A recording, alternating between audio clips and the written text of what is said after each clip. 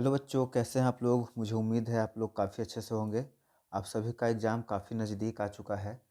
तो जैसा कि मैंने कल रात में बताया था कि मैं आपका क्रैश कोर्स कह सकते हैं या क्विक रिवीजन के लिए वीडियो लाऊंगा, जिसको 2 पार्ट में हम लोग बनाएंगे। तो उसका ये पहला पार्ट आज होने वाला है। ठीक है।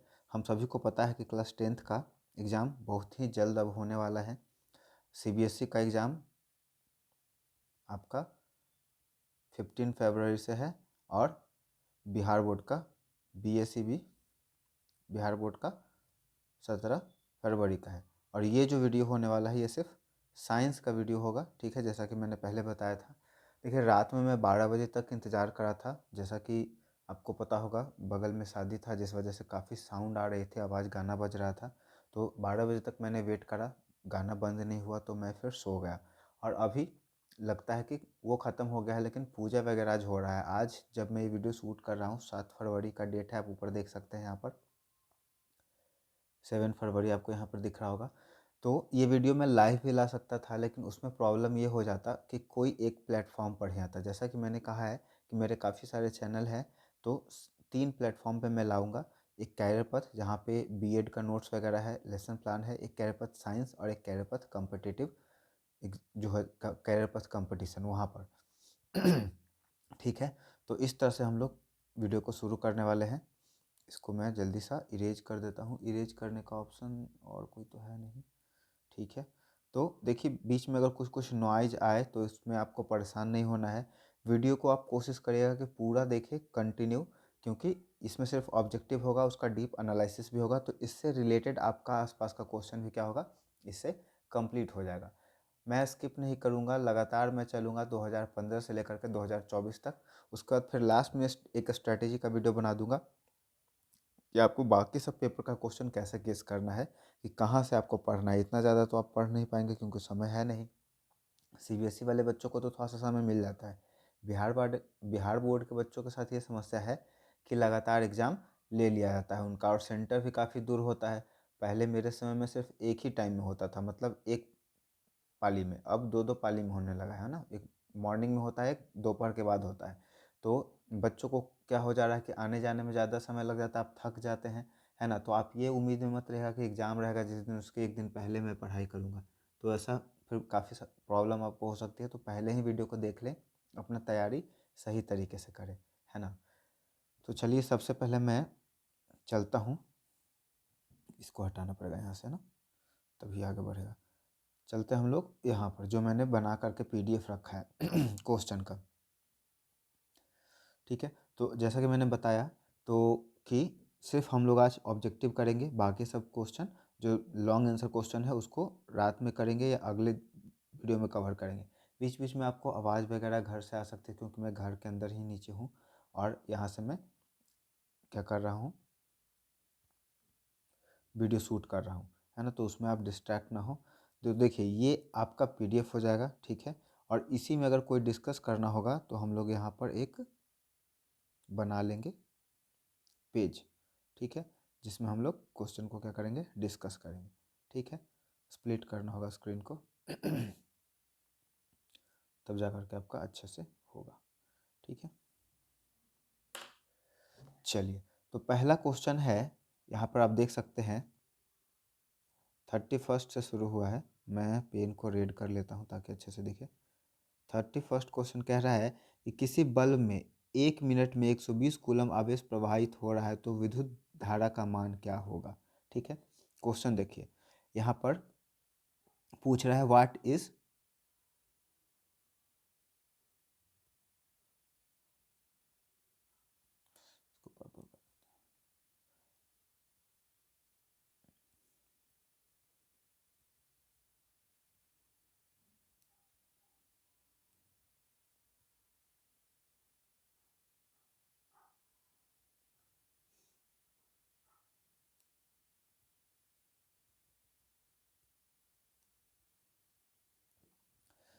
ठीक है, विद्युत धारा का मान पूछ रहा है, मतलब आई का वैल्यू पूछ रहा है। ठीक है। कह रहा है एक बल्ब है, तो सबसे पहले जब इस तरह का क्वेश्चन आए ना, तो आपको क्या करना है, उसमें जो जो डाटा दे रखा है, किसी बल्ब में 1 मिनट, तो आपको टाइम लिख लेना है यहाँ पर, टाइम दे करके ये जल्दी जल्दी बनाने के लिए है, आपको इतना लिखने का जरूरत नहीं है, ये जब न्यूमेरिकल में आएगा तब आपको इसे करना है। टाइम दे रखा है 1 मिनट। तो देखिए 1 मिनट जब दे रखा है तो टाइम का या तो आप यूनिट लिखेंगे सेकेंड में, तो सेकेंड में जब लिखेंगे तो 60 सेकेंड हो जाएगा, और नहीं तो आवर में लिखेंगे, ठीक है। ऐसे ऐसा यूनिट सेकेंड है तो हम लोग सेकेंड ही लेकर के चलेंगे। तो 1 मिनट मतलब 60 सेकेंड, ठीक है। 60 सेकेंड में 120 कूलम आवेश प्रवाहित किया जाता है। चार्ज का वैल्यू दे रखा है 120 कूलम। तो पूछ रहा है व्हाट इज आई, तो आई का हम लोग फॉर्मूला जानते हैं, आई इजकल टू क्यू बटा में टी, है ना। तो क्यू का वैल्यू 120 और टी का वैल्यू 60। जीरो से जीरो खत्म हुआ, 6 के टेबल में 2 बार में 12, तो यहाँ पे हम लोग का 2 एम्पियर आ गया आंसर। ठीक है, तो हम लोग का आंसर हो जाएगा बी नंबर, ठीक है, 2 एम्पियर। इसी तरह से हम लोग आगे बढ़ेंगे। ठीक है, स्पेक्ट्रम प्राप्त करने के लिए किसका उपयोग होता है? कांच की सिल्ली, अवतल दर्पण, उत्तल लेंस, प्रिज्म। आंसर आपका हो जाएगा प्रिज्म। आपने पढ़ा होगा इस तरह से लाइट चैप्टर में, ठीक है। लाइट चैप्टर में आपने पढ़ा है कि एक क्या होता है, शीशे का प्रिज्म होता है, जिसमें से जब वाइट लाइट को पास करा जाता है तो वो क्या होता है, 7 कंपोनेंट ऑफ कलर में टूट जाता है। ध्यान रखना है आपको, बाहर के सरफेस से ही टूटता है, ठीक है। इस तरह से 7 कलर में टूटता है, और वो कलर हम लोग का होता है VIBGYOR, ठीक है। वी से वायलेट, आर से रेड। इसका वेवलेंथ सबसे ज़्यादा होता है, रेड का वेवलेंथ सबसे ज़्यादा होता है, फ्रीक्वेंसी सबसे कम होता है, और वायलेट का फ्रीक्वेंसी सबसे ज़्यादा होता है और वेवलेंथ सबसे कम होता है। इस बात को आपको ध्यान रखना है, ठीक है। दूसरा हो गया। तीसरा पे चलते हैं। प्रतिरोध का एसआई मात्रक क्या होता है? प्रतिरोध को डिनोट करते हैं हम लोग इससे, और इसको हम लोग कहते हैं ओम, है ना, ओम। तो यहाँ पे हम लोग का आंसर सी हो जाएगा, ठीक है। 4 नंबर पे, परिपथ में विद्युत धारा की माप किससे मापी जाती है? तो परिपथ मतलब कह रहा है कि इलेक्ट्रिकल सर्किट है, उसमें इलेक्ट्रिसिटी किससे मापा जाता है? तो मान लीजिए कि आपका एक परिपथ है, इस तरह से पॉजिटिव टर्मिनल से करंट निकलेगा और निगेटिव टर्मिनल में आकर के इंटर करता है। यहाँ पे बल्ब लगा हुआ है, निगेटिव टर्मिनल में इंटर किया, ठीक है। ये बैटरी है, ठीक है। तो परिपथ में विद्युत धारा जा रहा है, तो विद्युत धारा को में कितना करंट फ्लो कर रहा है उसको नापने के लिए एक होता है डिवाइस जिसको हम लोग कहते हैं एमीटर, ठीक है। और ये हमेशा किस में जुड़ता है? सीरीज में जुड़ता है, सीरीज में जुड़ता है, ठीक है। तो ये भी आपका हो गया। उसके बाद, दाढ़ी बनाने के लिए कौन सा दर्पण प्रयोग में लाया जाता है? तो आपको याद रखना है कि दाढ़ी बनाने के लिए क्या चाहिए आपको, हर चीज़ डिटेल से दिखना चाहिए। डिटेल से दिखना चाहिए मतलब बड़ा होकर के दिखना चाहिए। तो वैसा इमेज जो हमेशा बड़ा इमेज बनाता है, देखिए उत्तल दर्पण तो होगा नहीं, इनमें से कोई भी नहीं होगा, ठीक है। अवतल समतल दर्पण सेम साइज का बनाता है, तो अवतल दर्पण हम लोग का हो जाएगा। इंग्लिश में इसको हम लोग बोलेंगे कनकेव मिरर। किस उपकरण में धन और ऋण का चिन्ह नहीं होता है? देखिए विद्युत सेल में पॉजिटिव निगेटिव होता है, वोल्ट मीटर में होता है, ठीक है, एमीटर में होता है। तो आपका कुंडली में नहीं होगा, ठीक है, कुंडली में। 6 का आंसर हम लोग का हो जाएगा सी। कुंडली में हम लोग का पॉजिटिव और निगेटिव का वो नहीं होता है, ठीक है।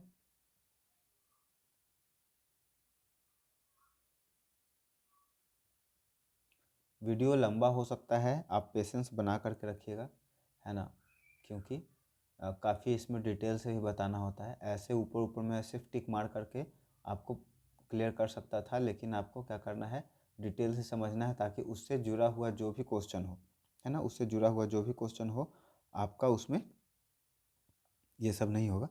आंसर आपका सी हो जाएगा, कुंडली 6 का, ठीक है। उसके बाद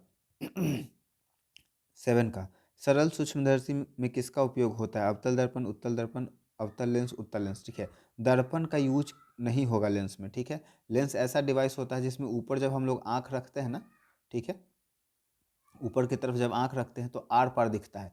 तो मिरर में तो आर पार दिखता नहीं है, तो जो भी दर्पण है वहीं पे ख़त्म हो जाएगा।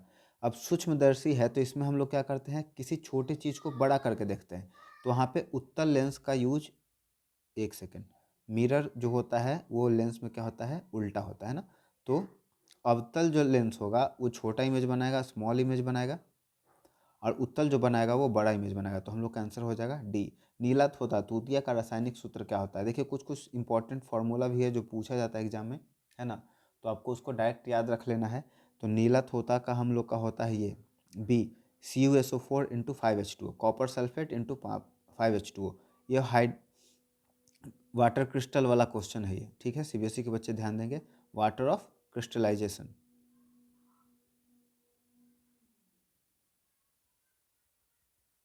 वीडियो काफ़ी लंबी हो जाएगी मेरे ख्याल से, है ना।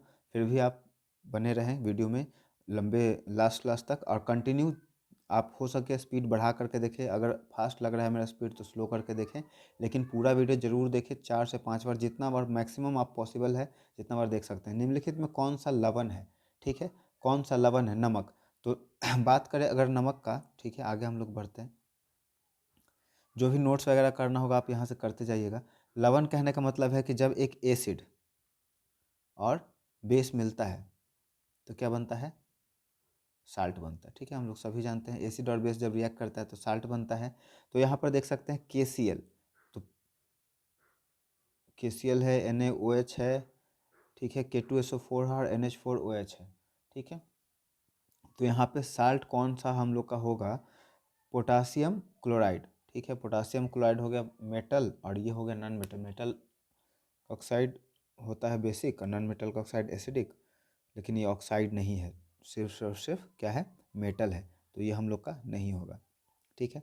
कहने का मतलब है एसिड बेस में आपने पढ़ा होगा कि मेटेलिक ऑक्साइड जो होता है बेसिक इन नेचर होता है, और non metallic oxide acidic in nature होता है। तो ये ऑक्साइड नहीं है, सिर्फ मेटल है, ठीक है। तो मेटल यहाँ पर रिएक्ट करके साल्ट नहीं बनाएगा, चलिए कोई बात नहीं। NH4OH ये भी नहीं बनाएगा, अमोनिया और बेस है। उसके बाद NaOH साइड सोडियम हाइड्रोक्साइड ये क्या है, बेस है, साल्ट नहीं है, ठीक है।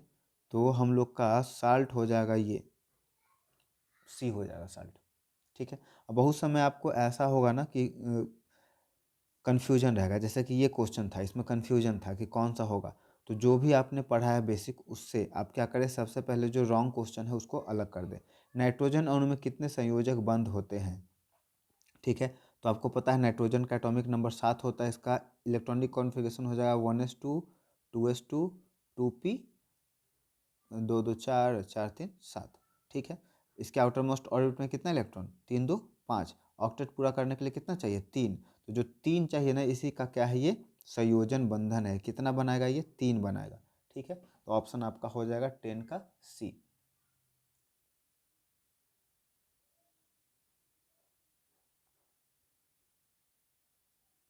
संगमरमर का रासायनिक सूत्र देखिए, कैल्शियम कार्बोनेट होता है संगमरमर का, 11 का एक होना चाहिए, ठीक है।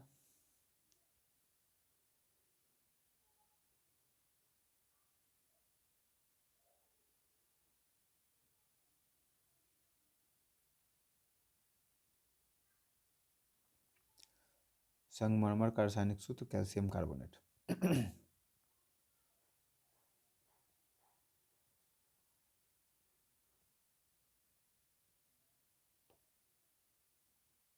उसके बाद 12 नंबर है, डैश वन संपदा का एक उदाहरण है, मिट्टी लकड़ी तांबा एल्युमिनियम, मिट्टी लकड़ी तांबा एल्युमिनियम। तो 12 का बी होना चाहिए, ठीक है। क्यों, क्योंकि जंगल में क्या पाया जाएगा, हम लोग का लकड़ी ही पाया जाएगा, तो इसमें हम लोग का बी हो जाएगा। चीनी का रासायनिक सूत्र क्या है, चीनी को हम लोग कहते हैं ग्लूकोज, C6H12O6, तो बी हो जाएगा हम लोग का 13 का।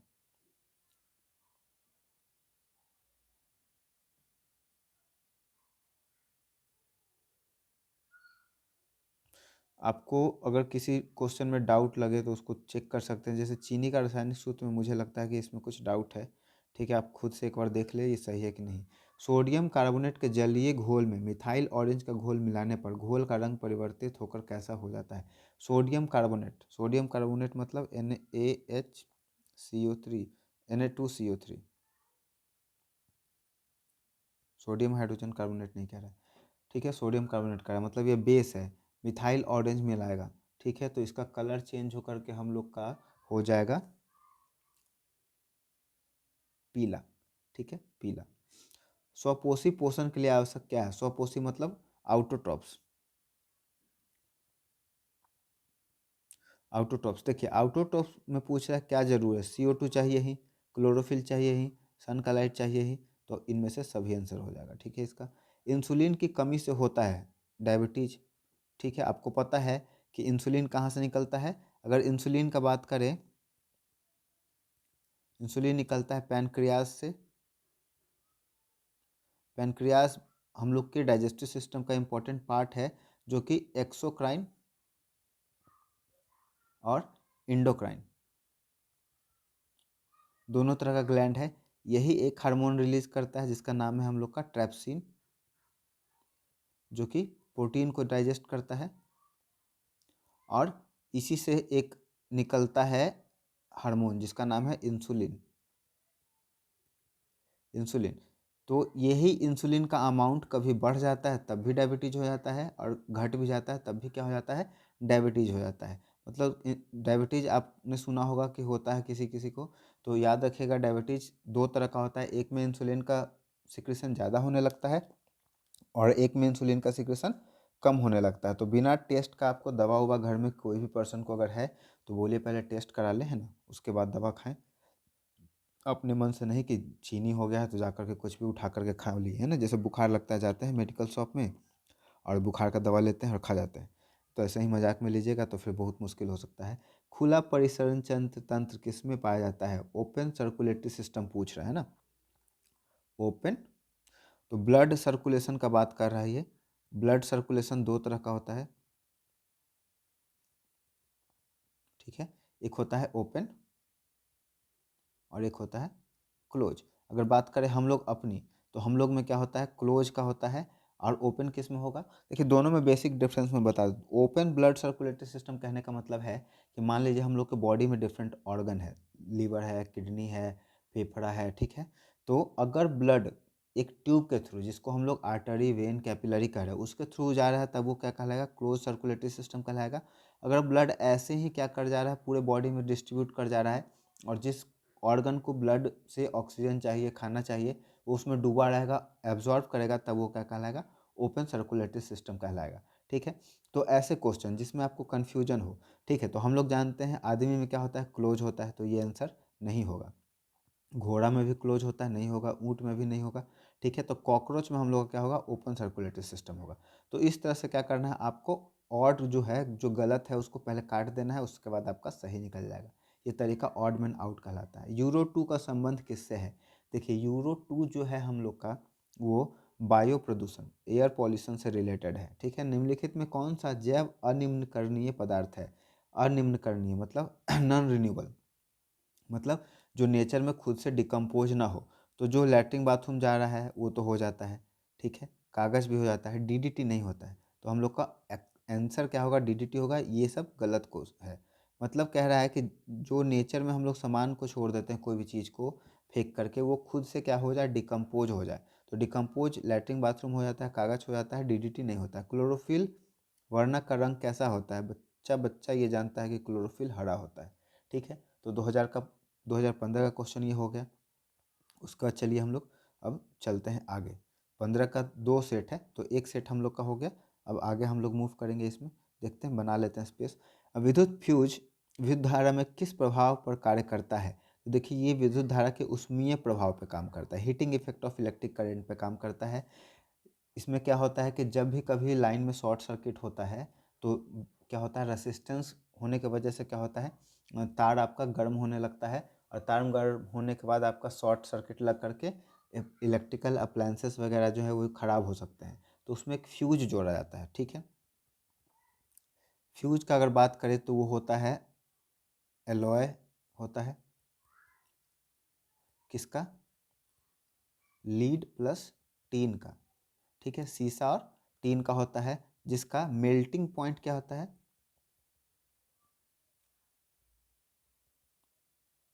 लो होता है, ठीक है। रेसिस्टेंस हाई होगा,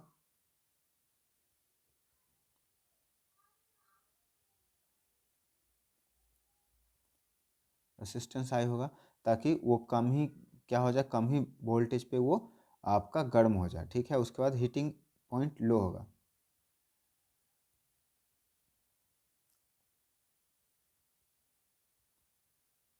कम ही टेम्परेचर पे वो क्या हो जाए गर्म हो जाए, सॉरी। निम्नलिखित में से कौन सा पद विद्युत शक्ति को निरूपित नहीं करता है, ठीक है। चलिए ये भी क्वेश्चन है, आपको रिप्रेजेंट करना पड़ेगा। विद्युत शक्ति मतलब पावर कह रहा है, electrical power. Power equal to हम लोग फॉर्मूला पढ़े हैं, वर्क बटा में टाइम होता है, ठीक है। ये याद रखिएगा। पावर इजकल टू वर्क बटा में टाइम। तो इलेक्ट्रिकल पावर या किसी भी तरह का पावर हो सेम होगा, किसी भी तरह का एनर्जी हो सेम होगा, इसमें घबराना नहीं है। तो हम लोग क्या क्या पढ़े हैं, थोड़ा सा मैं क्विक रिवीजन करा दूँ इलेक्ट्रिसिटी का। आई इज इक्वल टू पढ़े हैं क्यू बटा में टी, भी इज इक्वल टू पढ़े हैं वर्क डन बटा में क्या, चार्ज, और एक पढ़े हैं ओम्स लॉ, है ना, ओम्स लॉ पढ़े। ओम्स लॉ कहता है V is equal to I R. ठीक है, अब यहाँ पे पूछ रहा है पावर इजकल टू वर्क बटा में टाइम, तो यहाँ से हम लोग इस फॉर्मूला से वर्क निकाल सकते हैं। वर्क इजकल टू यहाँ से work done is equal to V into Q. ठीक है, वी इंटू क्यू, ये हो गया। और इसके नीचे अगर टी लगा दे तो क्या हो जाएगा, वर्क डन इजकल टू, ठीक है, वी इंटू क्यू बटा में टी। क्यू बटा में टी यहाँ पे आप देखिए आ गया, तो यहाँ पे इसको हम लोग लिख सकते हैं work done is equal to V into I. ठीक है, अब इसको ढूंढते हैं यहाँ पे कहाँ है, वी आई यहाँ है, work done is equal to V into I, sorry work done,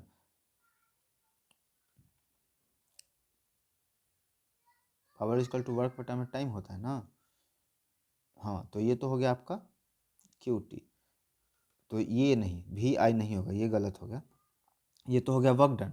अब यहाँ पर हम लोग का हो जाएगा पावर, पावर इजकल टू होता है वर्क बटा में टाइम, यहाँ पे हम लोग का वर्क दे रखा है v इंटू आई और टाइम दे रखा है t।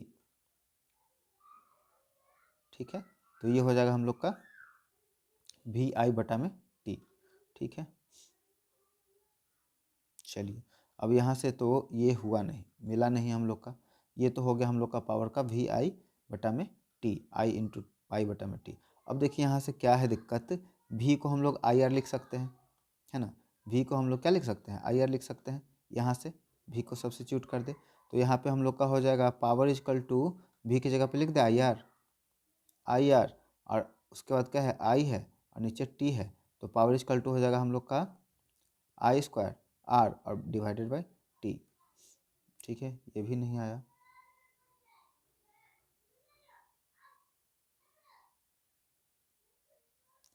इसको फिर से करने का ज़रूरत है, एक सेकेंड रुक जाइए, यहाँ तक तो कोई दिक्कत नहीं है।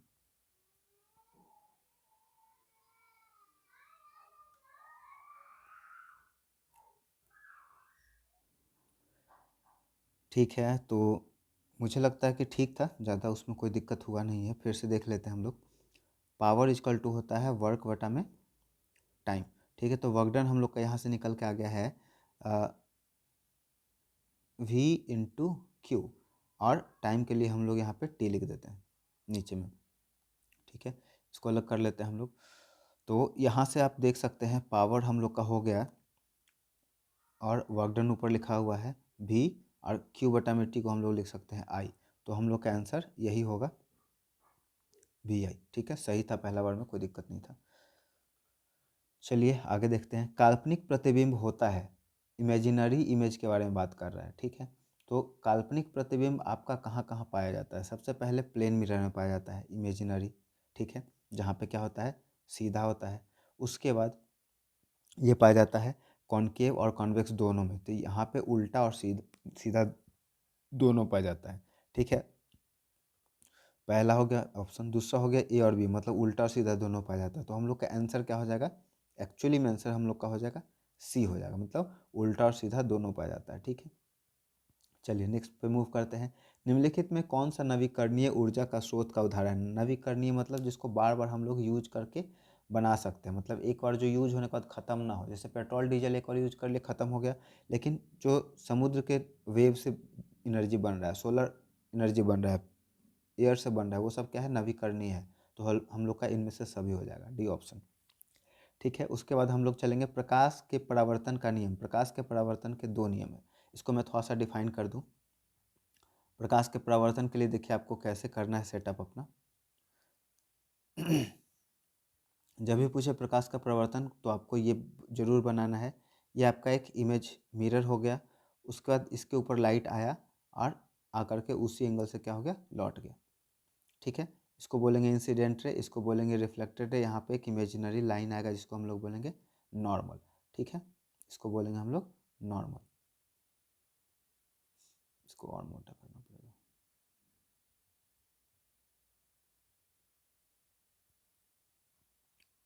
इंसिडेंटल, रिफ्लेक्टेड और नॉर्मल।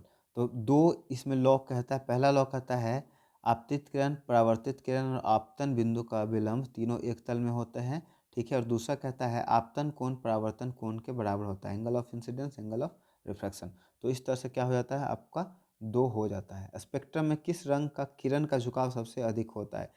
तो देखिए, जिसका सबसे अधिक फ्रीक्वेंसी होगा, ठीक है, वो सबसे ज़्यादा झुकेगा, ठीक है। जैसा कि मैंने अभी थोड़ी देर पहले बताया था, ये आपका स्पेक्ट्रम हो गया, इसमें लाइट यहाँ से इंटर किया और लाइट यहीं से टूटना आपका शुरू हो जाता है, ठीक है। इस बात का भी ध्यान रखना है आपको, लाइट यहीं से टूटना शुरू होगा। तो सबसे ज़्यादा कौन झुकता है? हम लोग पढ़े यहाँ से VIBGYOR, ठीक है। तो आर का वेवलेंथ सबसे अधिक होता है और फ्रीक्वेंसी सबसे लो होता है, और वायलेट का जो होता है वेवलेंथ सबसे लो होता है और फ्रीक्वेंसी सबसे ज़्यादा हाई होता है। तो जिसका फ्रीक्वेंसी सबसे ज़्यादा हाई है वही सबसे ज़्यादा झुकता है, तो यहाँ पे हम लोग का वायलेट मतलब बैगनी हो जाएगा, ठीक है। प्रतिरोध का एसआई मात्रक, ये पिछले ही क्वेश्चन में था, सॉरी ओम होगा ना, ओम। और इसका सिंबल अगर पूछे तो ओम का सिंबल ये, ठीक है। सल्फ्यूरिक एसिड का फॉर्मूला बहुत आसान, बच्चा बच्चा जानता है इसका, H2SO4। कार्बोक्सिलिक एसिड का समूह क्या है? कार्बोक्सिलिक एसिड का समूह होता है COOH, ठीक है। CHO एल्डिहाइड का है, CO कीटोन का है, ये अमोनिया का है, ठीक है। नीचे दी गई अभिक्रिया में कौन सा कथन सही है? Cu प्लस CO2 से CO2CO, ठीक है। ये कैसा अभिक्रिया है? कॉपर का ऑक्सीकरण हुआ। देखिए, ऑक्सीडेशन रिडक्शन का क्वेश्चन पूछा है ना, इसको हम लोग रिडॉक्स सेक्शन में पढ़ते हैं। तो ऑक्सीडेशन और रिडक्शन दोनों किसी भी रिएक्शन में कंटिन्यूसली साथ साथ चलता है, इसलिए हम लोग इसको क्या कहते हैं? रेडॉक्स रिएक्शन कहते हैं। तो ऑक्सीडेशन का निकालने के लिए फॉर्मूला होता है RaIL और रिडक्शन का GaRD। आर मतलब removal of electron, removal of hydrogen, ठीक है। उसके बाद एडिशन ऑफ ऑक्सीजन, ठीक है। इंक्रीज इन आयोनाइजेशन एंथैल्पी और लॉस ऑफ इलेक्ट्रॉन। ये जब होता है, चारों में से कोई भी चीज़ अगर आपको अगर मिल जाए किसी भी रिएक्शन में, तो उस रिएक्शन में क्या हो रहा है? ऑक्सीडेशन हो रहा है, ठीक है। रिडक्शन मतलब gain of electron, addition of hydrogen, adding hydrogen. अगर किसी रिएक्शन में हाइड्रोजन जुड़ रहा है तो रिडक्शन हो गया। रिमूवल ऑफ ऑक्सीजन,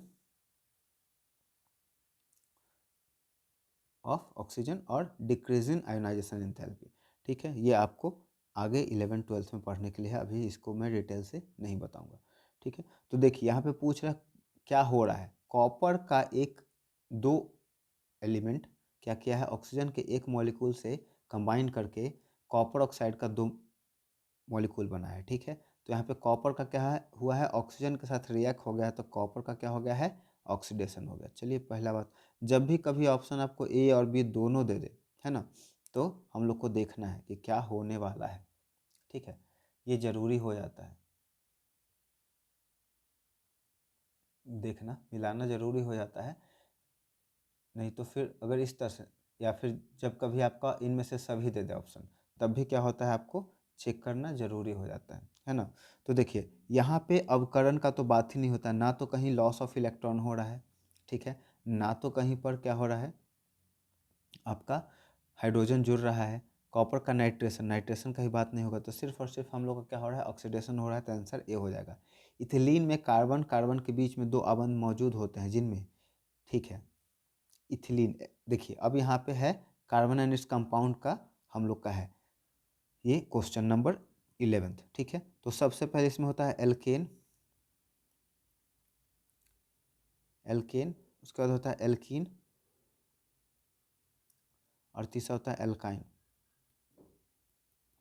और एक होता है एल्काइल। सबके बारे में बताऊंगा। और यहाँ पे इसका फॉर्मूला हो जाता है, देखिए फॉर्मूला भी कभी कभी पूछ देता है डायरेक्ट।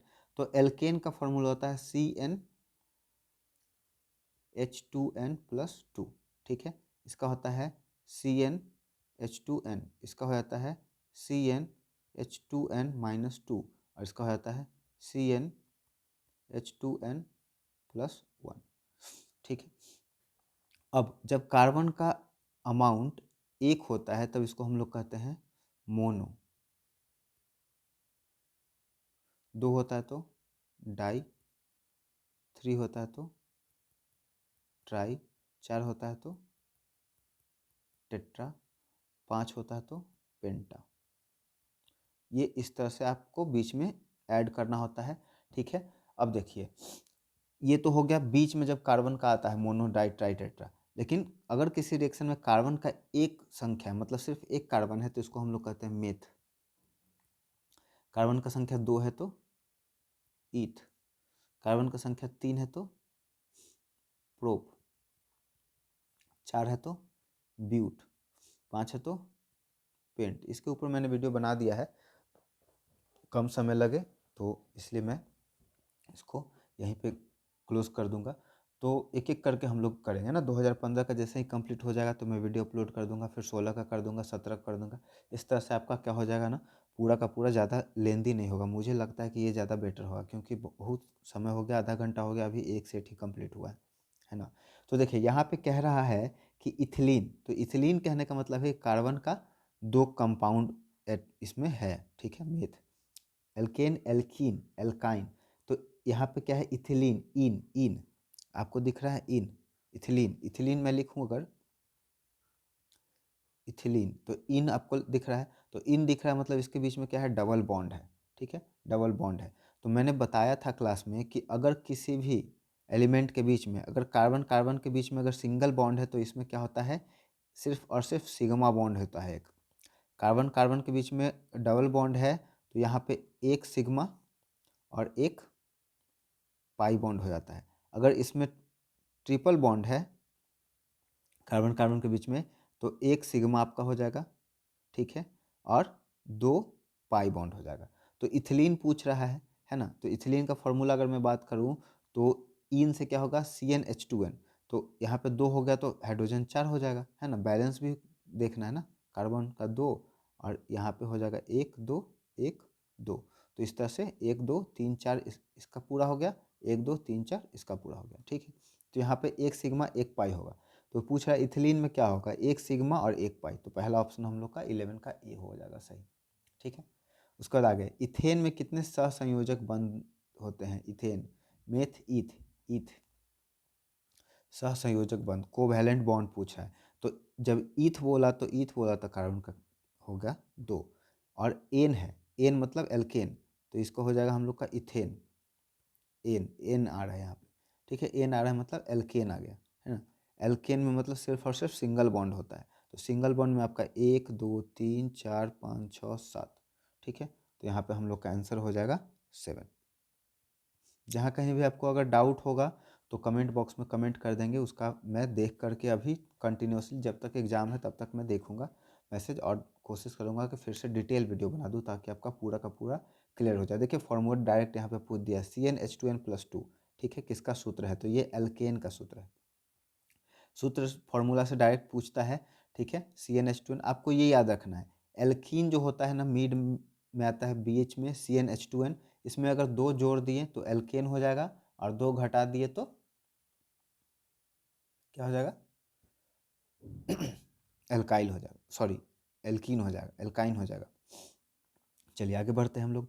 किसी भी उदासीन विलयन का पीएच क्या होता है। अगर कोई न्यूट्रल है, उदासीन कहने का मतलब न्यूट्रल सॉल्यूशन है, तो उसका पीएच वैल्यू 7 होता है। 7 से कम है तो एसिड है, 7 से ज़्यादा कहाँ तक जाएगा, 14 तक जाएगा, तब वो बेस हो जाएगा। निम्नलिखित में कौन सा प्राकृतिक संसाधन नहीं, देखिए नेचर से वायु मिलता है, नहीं पूछ रहा है ना, आपको ये भी ध्यान देना है कि क्या पूछ रहा है, नहीं पूछ रहा है। तो नहीं में वायु मिलता है नेचर से, मिट्टी मिलता है नेचर से, जल भी मिलता है नेचर से, और जीवधारी, जीवधारी मतलब बायोमास शायद होता है।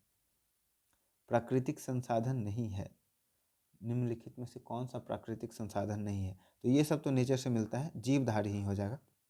प्रकाश संश्लेषण होता है दिन में कि रात में, बच्चा ये सब कोई जानता है कि प्रकाश संश्लेषण दिन में होता है, सन का लाइट आएगा तभी तो होगा। नर युग्मक एवं मादा युग्मक के संलग्न को क्या कहते हैं, देखिए इसको हम लोग इंग्लिश में फर्टिलाइजेशन कहते हैं, और हिंदी में इसको कहते हैं निषेचन। ठीक है। निषेचन, तो यहाँ पे निषेचन का कोई बात आता नहीं, किण्वन बैक्टीरिया में होता है, बौनापन है नहीं, डायबिटीज़ का हम लोग पढ़ लें, तो इसमें से कोई नहीं आंसर हो जाएगा। कभी कभी आपका ये पूछ देता है कि फर्टिलाइजेशन कहाँ पे होता है, तो फर्टिलाइजेशन आपका होता है फैलोपियन ट्यूब पे, ठीक है, या इसको ओविडक्ट भी कहते हैं और हिंदी में इसको कहते हैं गर्भाशय, ठीक है। ये भी पूछा जा सकता है, इसको भी आप देख लेंगे, इंपॉर्टेंट है। उसका टिहरी बांध का निर्माण किस प्रदेश में किया गया है, ठीक है। तो टिहरी बांध का अगर हम लोग बात करें तो टिहरी बांध हम लोग का मिलता है उत्तराखंड में, है ना। टिहरी बांध हम लोग का उत्तराखंड में मिलता है। तो 2015 का टोटल क्वेश्चन कंप्लीट हो गया। वीडियो को यहीं क्लोज करते हैं, ठीक है। उसके बाद 16 का आएगा, फिर 17 का आएगा, इस तरह से आगे हम लोग बढ़ेंगे, क्योंकि वीडियो ज़्यादा बड़ा हो जाएगा तो लेंदी हो जाएगा, पूरा देख नहीं पाएंगे, ठीक है। वीडियो अगर पसंद आया हो, अगर आपको लगे कि वीडियो इन्फॉर्मेटिव है, आपके एग्ज़ाम में मदद कर रहा है, तो दोस्तों और परिवार के जो भी पर्सन है जो एग्ज़ाम देने जा रहे हैं बोर्ड का 10th का, उनके साथ ज़रूर शेयर करें। Thank you so much.